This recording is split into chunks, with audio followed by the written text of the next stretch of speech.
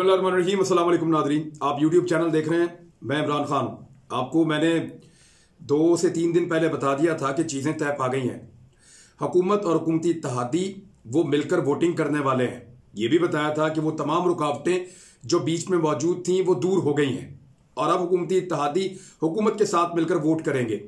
Opposition ने इत्तेहादियों से बहुत ज़्यादा राब्ते किए, बहुत सारी लालचें दी, लेकिन इसके बावजूद वो किसी को भी तोड़ने में कामयाब नहीं हुए। हालांकि अपोजिशन के खुद कुछ लोग आज गायब थे। आज वोटिंग हुई थी, बहुत अहम तरीन कुछ मामलात थे, जिनमें 2 मामलात ऐसे थे जिसके बारे में मैं गुज़िश्ता चंद दिनों से बात कर रहा हूं और 1 साल से हम इस चीज़ पे प्रोग्राम कर रहे हैं कि ओवरसीज पाकिस्तानियों को वोट डालने का हक मिलना चाहिए। इस बारे में माजी में तमाम हुक्मरान दावे करते रहे हैं। एक दौर में जुल्फ़िकार अली भुट्टो बहुत बात करते थे ओवरसीज पाकिस्तानियों की, बेनज़ीर भुट्टो साहिबा बहुत बात करती थी, नवाज शरीफ साहब ने कहा कि बिल्कुल उनको हक होना चाहिए, परवेज़ मुशर्रफ साहब ओवरसीज पाकिस्तानियों के साथ बड़े वादे उन्होंने भी किए ज़िंदगी में, लेकिन किसी ने भी उनके साथ वादे पूरे नहीं किए। इमरान खान साहब ने यह कहा था कि मुझे इक़्तिदार मिला और मैं ताकत में आया, मुझे मौका मिला तो मैं ओवरसीज पाकिस्तानियों को वोट डालने का हक ज़रूर दूंगा। आज उनकी हुकूमत को 3 साल से ज़ायद गुजर चुके हैं, 3.25 साल हो गए हैं। उन्होंने बड़ी कोशिश की कि कुछ अपोजिशन जमातों के साथ मिलकर मुतफ़िका तौर पे इंतखाबी इस्लाहात की जाएं, जिनमें 2 चीज़ें बड़ी अहम थी। इन दोनों चीज़ों पे अपोजिशन नहीं मानती थी।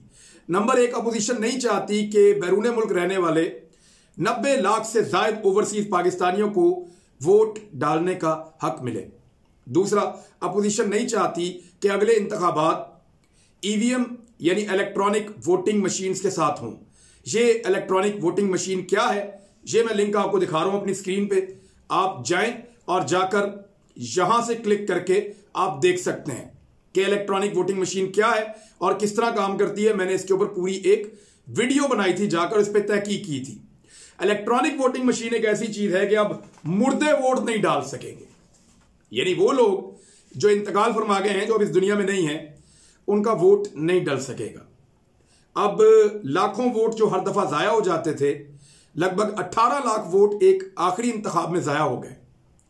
अब वो वोट जाया नहीं हो सकेंगे, एक भी वोट जाया नहीं होगा। मुर्दे वोट नहीं डाल सकेंगे, एक भी वोट जाया नहीं होगा, वोट गायब नहीं किए जा सकेंगे, क्योंकि उनका डबल रिकॉर्ड है। एक उनकी मनी ट्रेल यानी एक हार्ड ट्रेल जो है, पेपर ट्रेल जिसे कहते हैं, उनकी वो ट्रेल मौजूद होगी बैलेट पेपर्स के अंदर, और दूसरा उनका रिकॉर्ड कंप्यूटर के अंदर मौजूद होगा। और ये ऐसा कंप्यूटर नहीं है कि इसको हैक किया जा सके, ये ऐसा कंप्यूटर नहीं है जिसके साथ किसी चीज को कनेक्ट किया जा सके। ये सादा कैलकुलेटर की तरह है, तो उसका डिजिट वहां पे मौजूद होगा। लिहाजा 2 चीजें कंफर्म है कि ये बड़ी सेफ मशीन है। अब लाखों वोट जाया नहीं होंगे, मुर्दे वोट नहीं डालेंगे, वोट गायब नहीं किए जा सकेंगे। हत्ता कि यहां तक भी होता रहा है, जो मैं आपको अब बताने वाला हूं कि क्यों सारे मुखालफत करते थे ओवरसीज पाकिस्तानियों के वोट डालने की। वजह यह थी कि ओवरसीज पाकिस्तानियों के वोट पाकिस्तान में डल जाते थे।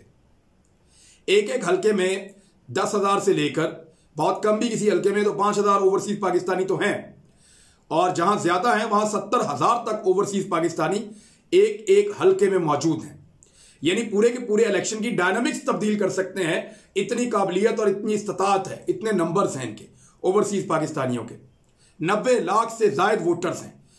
ये होता क्या था कि जो इस वक्त पुरानी रवायती पाकिस्तान की पॉलिटिकल पार्टीज हैं, वो उन ओवरसीज पाकिस्तानियों के वोट अपने हक में गैर कानूनी तरीके से डलवा लेते थे। यानी मैंने ऐसे ओवरसीज पाकिस्तानी देखे 2013 के इंतखाबात में जो पाकिस्तान आए थे वोट डालने के लिए, तो उन्होंने कहा जी मैं पाकिस्तान आया हूं, फलां यूरोपीय मुल्क से आया हूं वोट डालने, मेरा वोट कोई पहले ही डाल गया। ये कराची में होता रहा, लाहौर में होता रहा। उन्होंने कहा जी मैं फलां मुल्क से आ गया। तब तहरीक इंसाफ अपना एक इलेक्शन लड़ रही थी, बड़ी हवा चली हुई थी उनकी उस दौर में, और वो 4 हल्कों वाला मामला भी तभी खुला था। तो कई ओवरसीज पाकिस्तानियों को हमने पहली दफा कहते हुए सुना कि जनाब हम फलां मुल्क से वोट डालने के लिए आए, मैं पोलिंग स्टेशन में पहुंचा हूं, मेरा वोट कोई पहले ही डाल गया। वो कौन डाल गया? तो होता यह था कि इन्होंने बंदोबस्त किया होता था रवायती सियासी जमातों ने कि ये जो 90 लाख ओवरसीज पाकिस्तानियों का वोटर है, इसको इन्होंने आपस में डिवाइड किया हुआ, तो 30-40 लाख वोट ये आपस में बांट बूंट के डाल देते थे। इस तरह इनको बहुत सारी सीटों का फायदा मिल जाता था। अब अगर ये EVM मशीन आ गई है, इलेक्ट्रॉनिक वोटिंग मशीन, तो फिर कोई भी ओवरसीज पाकिस्तानी जो पाकिस्तान में मौजूद नहीं है उसके खाते का वोट कोई अपने खाते में नहीं डाल सकता। एक बात, मुर्दे का वोट नहीं डलेगा, जो गैर मौजूद है ओवरसीज पाकिस्तानी उसका वोट नहीं डलेगा, उसके अलावा वोट जाया नहीं हो सकेगा, उसके अलावा वोट को गायब नहीं किया जा सकेगा और मजीद वोट 5वें नंबर पे बीच में शामिल नहीं किए जा सकेंगे। ये 2 नंबरियां होगी जी आज सारी बंद।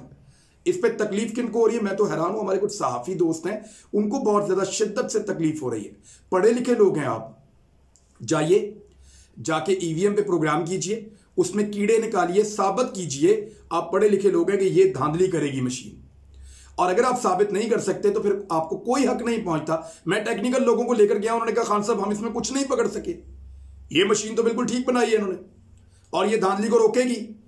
लिहाजा जो अपोजिशन के कहने पे जो इलेक्शन कमीशन ऑफ पाकिस्तान ने मुबैना तौर पे जो उन्होंने इल्जामात लगाए हैं इस मशीन पे, वो इतने भोंडे थे कि वो लतीफे थे बहुत बड़ी तादाद में। मैंने वो लतीफे भी आपको एक दिन सुनाए थे कि अजीबोगरीब इल्जामात कि मशीन की ईमानदारी पे शक है और साथ ही साथ मशीन धांधली नहीं रोक सकती और मशीन औरतों को वोट डालने पर मजबूर नहीं कर सकती। मशीन में कोई एल्फी डाल दे तो मशीन बंद हो जाएगी। बड़े अजीबोगरीब मजायका खेज किस्म के उन्होंने वो 30 से ज्यादा एतराजात कर दिए थे और वो लतीफों के तौर पे मशहूर हुए हैं हर जगह पे। तो अब ओवरसीज पाकिस्तानियों को बहुत मुबारक, हम 1 साल से इस पे काम कर रहे थे।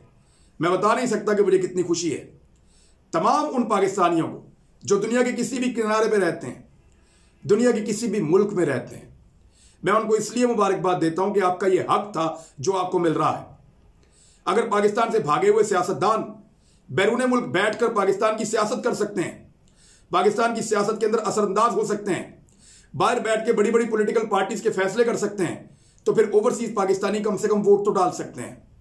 मुखालफत कौन लोग कर रहे हैं? जिनके बच्चे खुद ओवरसीज हैं और वो ओवरसीज होने के बावजूद जब उनके वालिदैन की पाकिस्तान में हुकूमतें आती हैं तो वो हुकूमतों में इन्फ्लुएंस करते हैं, यानी यहां की हुकूमतों को चलाने के लिए अपना रोल प्ले करते हैं। उनके बच्चे इंट्रोड्यूस करते हैं लोगों के कि नेशनल बैंक में इसको लगाना है, स्टेट बैंक में इसको लगाना है, इस ओहदे पे ये मेरा दोस्त है इसको लगाया जाए, फायदा कमाते हैं वो ओवरसीज बच्चे।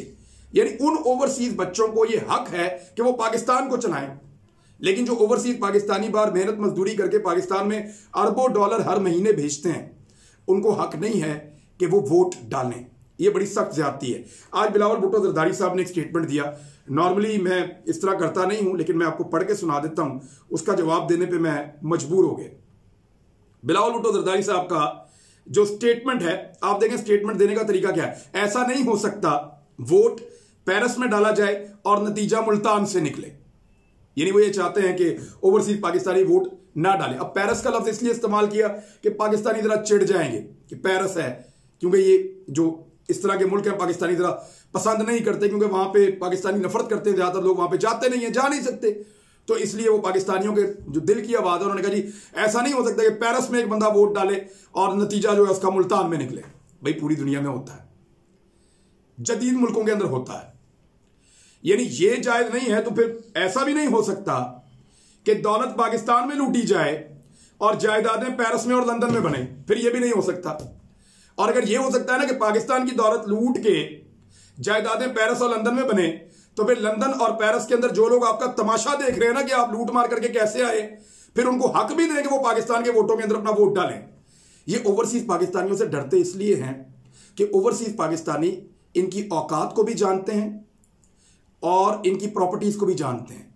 वो वहां बैठ के रोजाना देखते हैं कि ये किस तरह की अय्याशियों वाली जिंदगियां गुजार रहे हैं वहां पे, और कामकाज कोई नहीं करते। यानी एक ओवरसीज पाकिस्तानी 12 घंटे 10 घंटे काम करता है बेचारा, और काम करने के बाद वैसी जिंदगी कभी गुजारने की सोच भी नहीं सकता जिस तरह की जिंदगी इनके बच्चे वहां पे जाके अय्याशी की गुजार रहे होते हैं बगैर कुछ किए।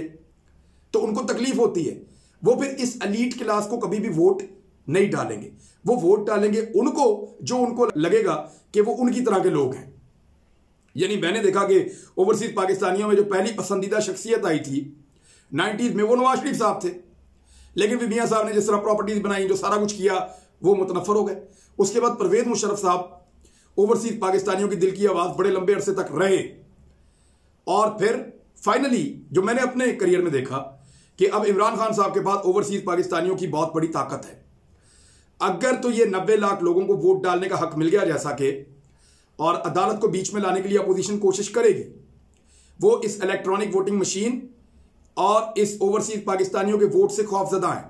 उनको पता है कि ये मशीन धांधली करने नहीं देगी, और उनको पता है कि ओवरसीज पाकिस्तानी उनको वोट 10% भी नहीं डालेंगे सारी जमातों को मिलके, और ये वोट इमरान खान को डल जाएगा।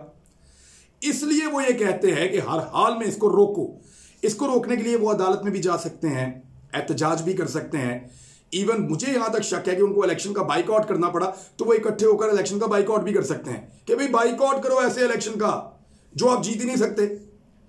यानी इलेक्ट्रॉनिक वोटिंग मशीन तो धांधली नहीं करने देगी, इंटीरियर सिंध में भी नहीं करने देगी, वो तो आपको धांधली बलूचिस्तान में भी नहीं करने देगी, आपके लिए परेशानी का बायस बन जाएगी। अब बहुत सारी चीजें जो है वो इलेक्शन कमीशन ऑफ पाकिस्तान पे आ गई हैं, नादरा पे आ गई हैं। बहुत सारा काम अभी होना है। साइंस एंड टेक्नोलॉजी की वजारत भी इसके अंदर अपना काम करेगी कि ईवीएम को किस तरीके से डिजाइन करके कितनी जल्दी तैयार करके अगले इलेक्शन के लिए उसको प्रिपेयर किया जाए, उसको तैयार करके रखा जाए ताकि अगला इंतखाब जो है वो उसके ऊपर हो जाए। और ये हो सकता है, मुमकिन है, कोई नामुमकिन नहीं है। दूसरा, ओवरसीज पाकिस्तानियों के लिए अब मैकेनिज्म बनाया जाएगा, एक ऐसा मैकेनिज्म जिसके जरिए से वो महफूज तरीके से अपना वोट कास्ट करें और वो वोट बाकायदा गिनती हो और पता चले कि किसको कितना वोट पड़ा। अमेरिका भी ये करता है, सुपर पावर है, वो ये करता है, ऐसे वोटिंग होती है। तो जब होती है तो फिर होती है। उन मुल्कों को आप तो बहुत पसंद करते हैं, तो फिर आप अपने लोगों को वोट डालने का हक दीजिए। उन मुल्कों के लोगों को वोट डालने का हक दीजिए जहां पे आप सैर करने चाहते हैं। सऊदी अरब में बहुत सारे पाकिस्तानी हैं, यूएई में बहुत सारे पाकिस्तानी हैं, दुनिया के हर कोने में पाकिस्तानी हैं। अब यहां पे बहुत बड़ा झगड़ा चल रहा है। अब शहबाज शरीफ साहब कह रहे हैं कि हम इसके ऊपर मजीद डिस्कशन कर सकते हैं, आप इसको रोक लें, आज हम बहस मुबाहिसा कर देते हैं। लेकिन बहस मुबाहिसा होगा नहीं। वो इसलिए कि इस अपोजिशन को 3 साल से प्राइम मिनिस्टर इमरान खान कह रहे हैं कि आओ इंतखाबी इस्लाहात करें, आओ इंतखाबी इस्लाहात करें, लेकिन ये इसके ऊपर मानते ही नहीं है। जब पहले इंतखाबात आए सेनेट के, उससे पहले उन्होंने कहा जब सेनेट के इंतखाबात आ रहे हैं, इंतखाबी इस्लाहात अभी नहीं करनी, जब ये चले जाएंगे उसके बाद कर देंगे। उसके बाद कहा जी इनकी नीयत ठीक नहीं, हम नहीं करते। अब जब वो कह रहे शैतानी मशीन है जी, हमने नहीं लेकर आनी, देखी भी नहीं किसी ने उसका दौरा भी नहीं किया, किसी ने उसको चेक भी नहीं किया कि वो चलती कैसे। अब इस सूरत हाल के अंदर जब आप एक चीज को देखने के लिए तैयार नहीं है तो आपको कैसे पता चलेगा कि वो ठीक है या गलत है। ये चीजें बड़ी इंपॉर्टेंट थी। ओवरसीज पाकिस्तानियों को एक मरतबा फिर मुबारक हो। और ये जो एक धांधली का शोर मचता है, मैं उम्मीद करता हूं कि एक इलेक्ट्रॉनिक वोटिंग मशीन का सिस्टम आने के बाद ये रोला हमेशा के लिए मुक जाएगा पाकिस्तान में से। एक और बिल है जिसके ऊपर आज बहुत शोर मचा। सब कह रहे हैं कि कुलभूषण यादव को इमरान खान ने एनआरओ दे दिया। ये बिल सुनने में बड़ी आपको तकलीफ होती है और इसको कुलभूषण यादव के नाम के साथ जोड़ा जाता है कि कुलभूषण यादव को अपील का हक ये आपको देना था। उसकी वजह मैं आपको बताता हूं। कुलभूषण यादव को पाकिस्तान में एनआरओ दिया मियां नवाज शरीफ साहब ने। मियां साहब को सबने मना किया कि मियां साहब इंटरनेशनल कोर्ट ऑफ जस्टिस की जुरिस्डिक्शन को तस्लीम करने से इनकार कर दें। भारत वहां पे हमारे साथ ज्यादती करेगा। इससे पहले 2 मरतबा हम इसी अदालत में इंडिया के खिलाफ गए हैं। इंडिया ने उस अदालत की जुरिस्डिक्शन को मानने से इनकार कर दिया है। लिहाजा वो अदालत हमारे और इंडिया के माबैन हमारे कहने के मुताबिक फैसला नहीं कर सकी। इसीलिए आप भी आज इनकार कर दें, इस अदालत की जुरिस्डिक्शन को तस्लीम ना करें। इसी तरह फिर पाकिस्तान के खिलाफ इंडिया कुछ नहीं कर सकेगा और यह कुलभूषण यादव को हम अपनी मर्जी से सजा देंगे। लेकिन मियां साहब ने कुलभूषण यादव को, पहले तो उसका नाम ही नहीं लेते थे, लोगों ने इनाम तक रख दिए थे। अब मियां साहब नाम लेते नहीं थे, शर्माते थे। और उसके बाद मियां साहब ने किया क्या कि कुलभूषण यादव को एनआरओ देते हुए इंटरनेशनल कोर्ट ऑफ जस्टिस की जुरिस्डिक्शन को तस्लीम कर लिया। जब उन्होंने तस्लीम कर लिया तो पाकिस्तान ने तस्लीम किया। वो फैसला पाकिस्तान का था, मियां नवाज शरीफ साहब ने कर दिया, लेकिन पाकिस्तान के बिहाफ पे किया ना, प्राइम मिनिस्टर थे। अब उस कोर्ट की जुरिस्डिक्शन को तस्लीम कर दिया तो आपको उसका फैसला तो मानना पड़ेगा। अब उसका फैसला यह है कि जनाब आप इसको अपील का हक दें। आप जब अपील का हक देंगे तो अपील पाकिस्तान की अदालतों में ही आएगी, कहीं इंडिया में जाके अपील नहीं करेगा, अमेरिका में जाके अपील नहीं करेगा, इजराइल में जाके अपील नहीं करेगा। वो अपील पाकिस्तान की अदालत में ही आएगी और पाकिस्तान के ही शवाहिद होंगे जिसके मुताबिक उसकी सजा के अंदर तौसी हो सकेगी, या वो सजा कम होगी, खत्म होगी या ज्यादा होगी या जो भी होगा पाकिस्तानी अदालतों के अंदर होगा, बाहर जाकर कहीं नहीं होगा। अब मामला यह है कि जुरिस्डिक्शन को तस्लीम करके मियां नवाज शरीफ साहब ने एनआरओ दिया कुलभूषण यादव को, और अब जब उसके ऊपर इंटरनेशनल कोर्ट ऑफ जस्टिस का एक फैसला है और पाकिस्तान को इसलिए अमल दरामद करना है कि क्योंकि मियां नवाज शरीफ साहब ने बांध दिए थे पाकिस्तान के हाथ, हमारा इसमें से निकलने के सारे रास्ते मियां साहब ने बंद कर दिए थे।